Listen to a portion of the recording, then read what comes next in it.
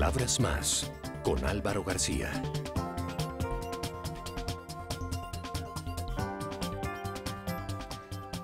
Doctor Joshua Mitrotti, director de la Agencia Colombiana para la Reintegración. Bienvenido a Palabras Más. Muchas gracias, Álvaro. Qué placer estar aquí. Bueno, lo mismo le digo, y hoy con una invitada muy especial, Cristina Isabel Ortiz Sosa. Bienvenida a Palabras Más. Buenas, ¿cómo está? Muchas gracias por la invitación. Bueno, Cristina hace parte del programa de reintegración. Ella es una desmovilizada de los miles de desmovilizados que hay en Colombia en este momento, y vamos a tener el privilegio y la oportunidad de conversar con ustedes dos sobre este programa, sobre la realidad que tenemos hoy en Colombia y sobre lo que nos espera en el contexto de este proceso de paz que estamos viviendo y de la búsqueda de la normalización de la vida en nuestro país. Doctor Joshua, empecemos por tratar de ver cómo se juntan las historias de la vida de ustedes dos. ¿Usted por qué se dedicó a los temas sociales y a los temas de derechos humanos? ¿Por qué decidió escoger ese camino para usted? Yo creo que desde muy chiquito tuve una conciencia de las desigualdades, de preguntarme por qué yo tuve todo a mi favor y gente que estaba al lado mío, que trabajaba, mi nana, ¿por qué le tocaba hacer eso? Empecé desde muy chiquito a preocuparme por lo que pasaba en el mundo, a ver noticias, a dedicarme y interesarme por estos temas.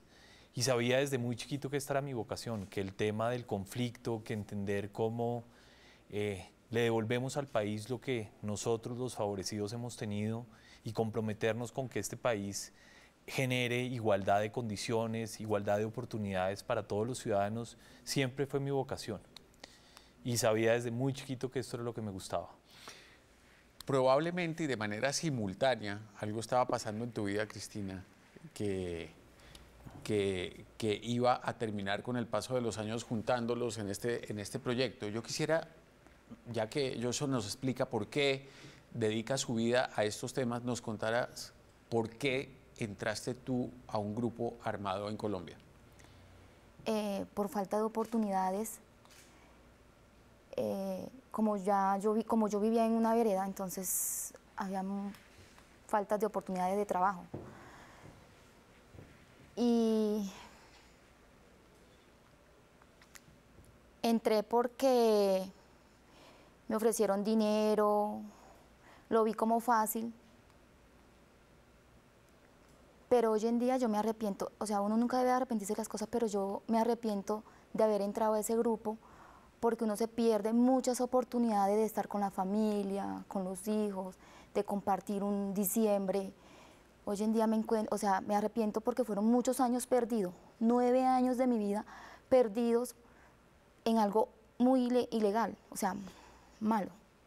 ¿Y hubieras tenido la oportunidad de decir que no, o simplemente las circunstancias te llevaban allá y era o tomar ese camino o morir?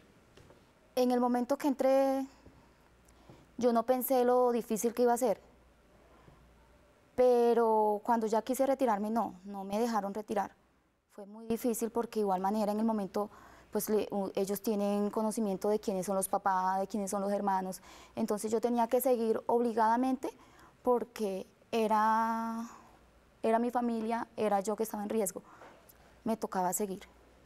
¿Cuántos años tenías cuando entraste a esa organización? ¿Y qué organización era?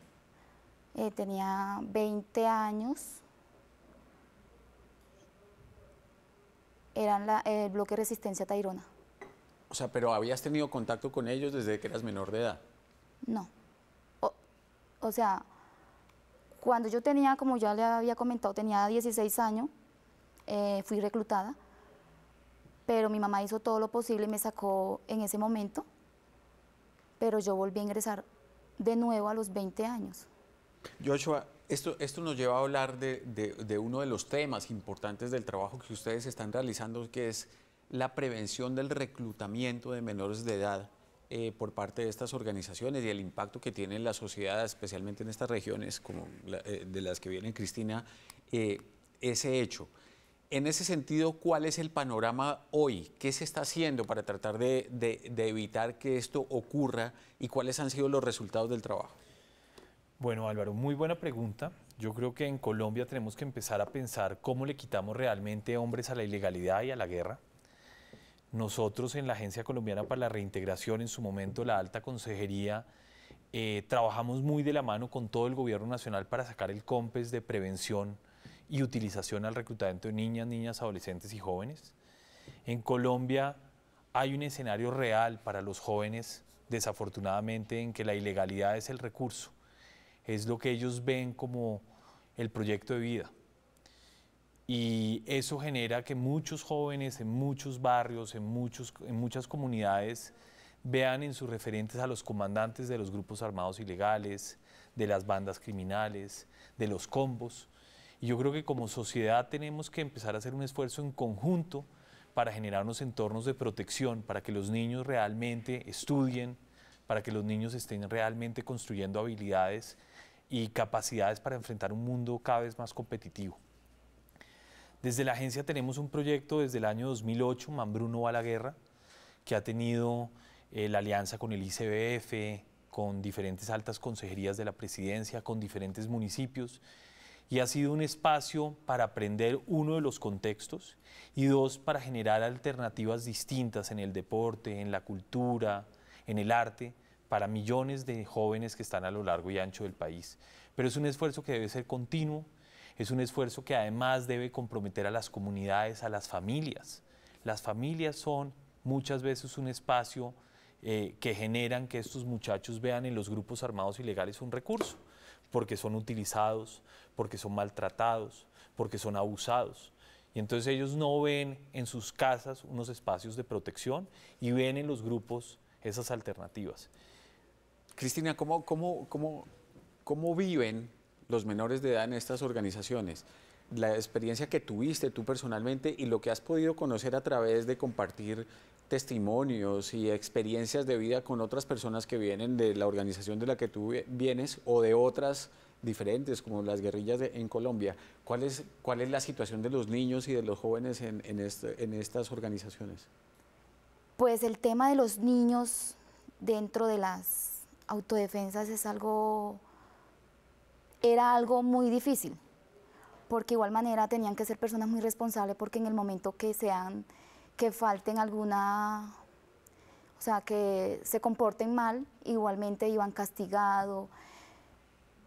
¿Cuáles son los problemas más importantes o las situaciones más difíciles que tienen que afrontar los niños o los menores de edad en las guerrillas o las autodefensas o en este tipo de organizaciones?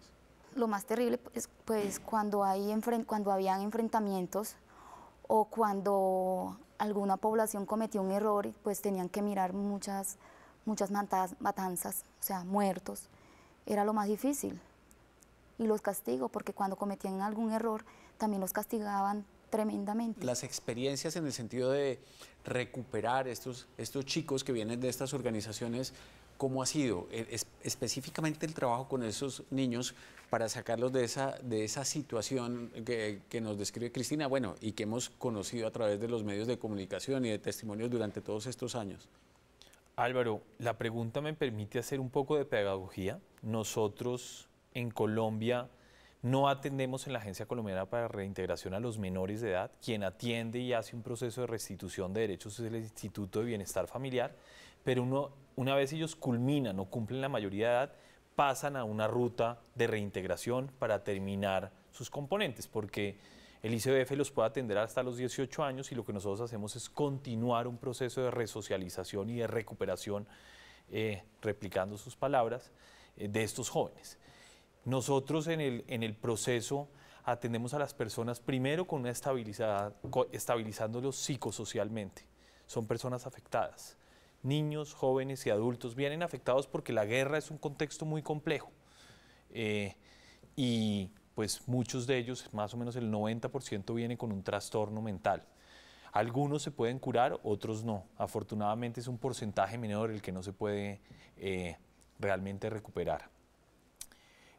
Posteriormente ellos entran al sistema de salud, al sistema educativo para adultos y ya en unas fases avanzadas en todos los temas de empleabilidad. Acá hay que reconocer la labor del Ministerio de Salud, de las secretarías de salud, de los operadores de salud en el territorio, departamento y municipios, pero al mismo tiempo en educación hay que reconocer la participación del ministerio, de las secretarías, de los operadores, de los colegios, lo mismo que del SENA. Son los aliados fundamentales de este proceso. Nosotros coordinamos una oferta que está al servicio de esta población como de otras muchas poblaciones como las víctimas de la violencia o los pobres históricos, y lo que hacemos es tratar con estas entidades mejorar la oferta pública para que realmente estas poblaciones en condición de vulnerabilidad puedan acceder a una oferta del Estado digna. Yo soy Cristina, los invito a que hagamos una pausa para venir a hablar entonces de qué trabajo se ha hecho para evitar que personas como Cristina, que están ya en el programa de reintegración, vuelvan otra vez a tomar las armas y el camino equivocado.